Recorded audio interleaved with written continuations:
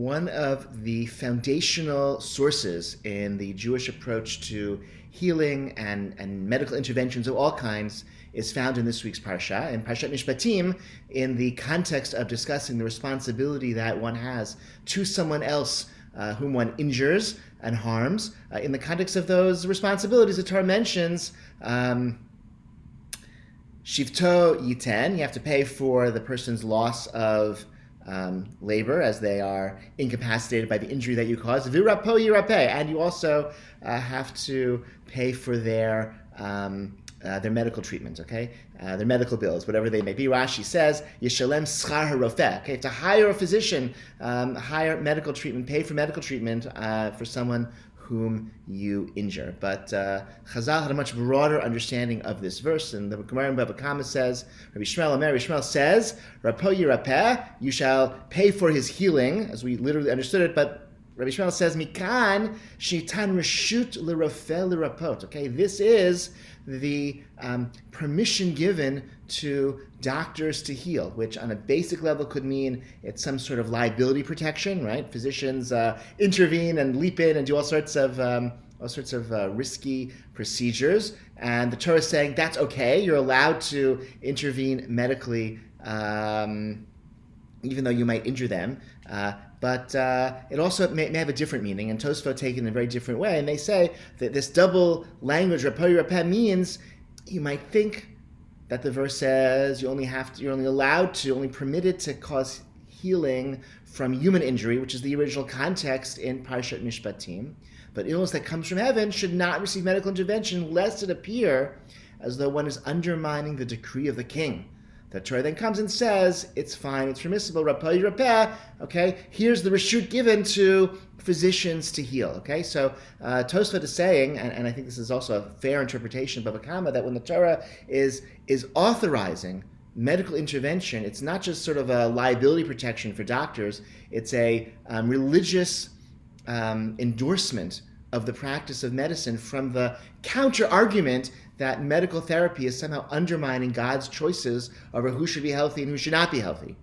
And maybe in the context of Mishpatim, we medically intervene on behalf of somebody injured by a person, but somebody who, no human intervention at all gets sick, so maybe we should let them suffer. That seems to be God's will. And Tosfot's saying, no, we still have, doctors are permitted to heal those types of illnesses, those types of hardships as well. Ramban elaborates this Havamina, this counter theory, into a much broader perspective. And he says that there are multiple ways in which the Jewish people can exist in the world, and we can choose, or at one point in our history we did choose, and we existed on a level of divine intervention where people got sick as a consequence of their distance from God that was caused by our sins, and we healed ourselves by repairing our relationship with God.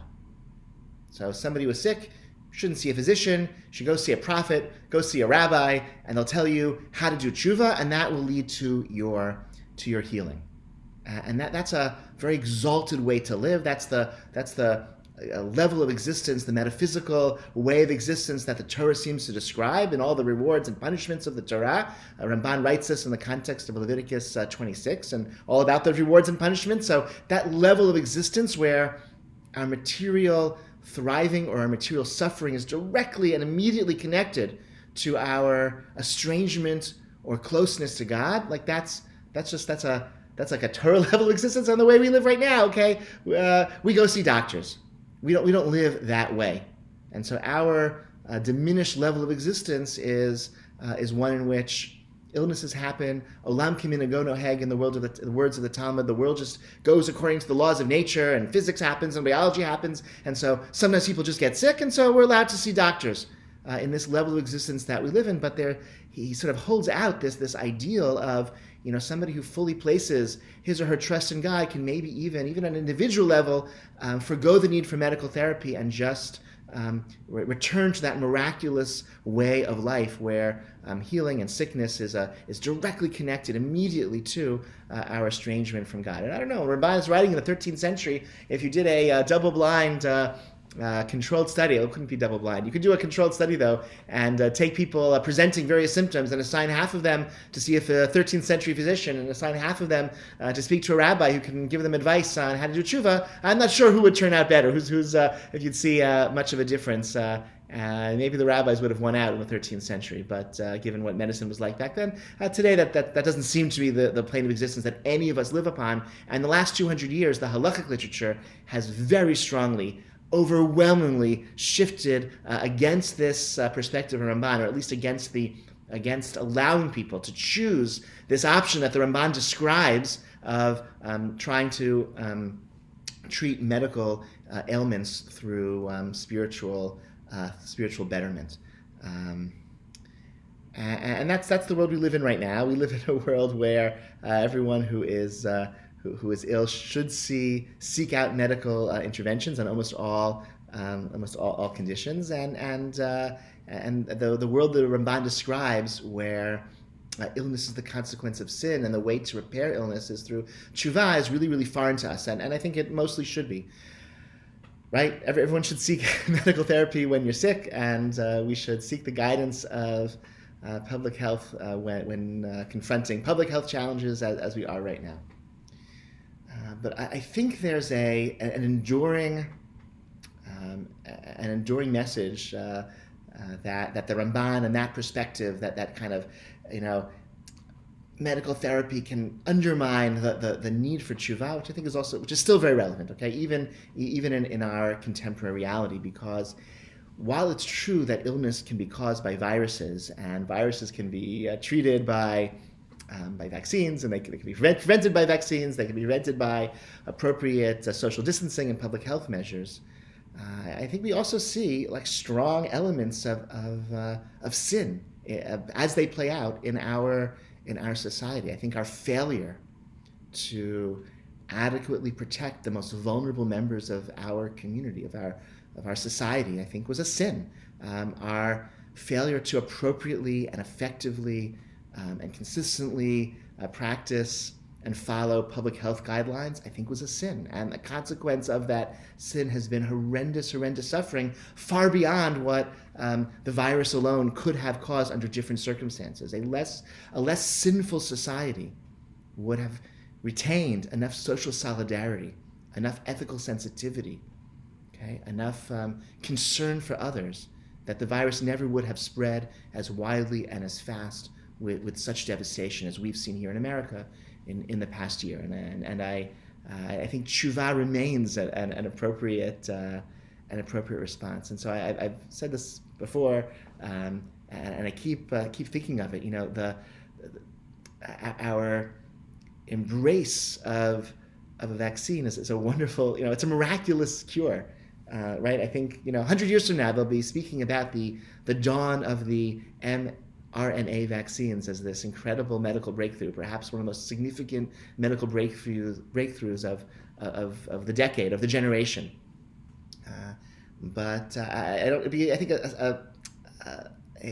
a missed opportunity if we embraced vaccines only as a shortcut to the kinds of really difficult questions and difficult introspection of the moral failures of our community and our society that have been exposed over the past year. The last image on your source sheet was a screenshot of the latest vaccination and COVID death statistics from Chicago, and we see just in this color image just a very, very sad and tragic distribution of vaccines being embraced and being accessible to precisely those people in those neighborhoods who are dying at the lowest levels, right? And the people and those neighborhoods, those communities that are most hard hit, where deaths have occurred in the highest numbers, seem to be those places where vaccination is lagging. And so even as we embrace this technology, and we should all embrace this technology, and anyone who's eligible for vaccine in stage 1A and 1B, who has difficulty finding a appointment, you should reach out to me. We've had great success in facilitating appointments, but as a society, as a city, as a country, I think there are really, really hard questions we can't just paper over with a really amazing and spectacular technological quick fix, okay? Social solidarity is important. Concern for others are important. Being disciplined in the public health measures that can keep ourselves safe and keep more vulnerable people safe. Okay, that's also really, really important, and we can't forget that even as we're really, really fortunate to have incredibly amazing vaccines now being implemented. I wish you all a Shabbat Shalom. Chodesh Tov. Adar is a month of simcha, of happiness, and happiness, of course, in the context of celebrating holidays in the Torah, is always about concern for the other. Okay, Rambam writes very, very famously, if you rejoice in a festive meal and you don't include the widow and the orphan and the stranger, those who are disadvantaged in your celebration, if they're not at your table with you, then your celebration is not the simcha of Yom Tov. It's not a mitzvah simcha, a mitzvah joy, rejoicing. It's the rejoicing of your belly. And it's that really nothing special, right? There's no reason to celebrate that. That's not anything Jewish or anything special, praiseworthy about such a celebration. And that's true, of course, for the rejoicing of the biblical holidays. That's explicit in the Torah. That's what it means to celebrate a festival in the Torah. And the rabbinic holiday of Purim, it's also written right into the Megillah that the way in which we celebrated our survival and our flourishing at the time of Purim was by turning to our fellow Jew and sending gifts and making sure the poor were included with Matanot Evyonim. And that's what it means to have simcha, to have Jewish simcha in the context of a holiday. And so Mishnichnas Adar Marvin Simcha, as we increase the joy this Adar, as Adar comes, so we should all try to find extra occasions to smile, but also try to find extra opportunities to put smiles on the faces of others. And that means social solidarity. It means calling up friends, looking out for those who have extra cause for sadness or loneliness at this time, and doing whatever we can to give everyone the chance to celebrate together in health and in safety. Right, Shabbat Shalom and Chodesh Tov.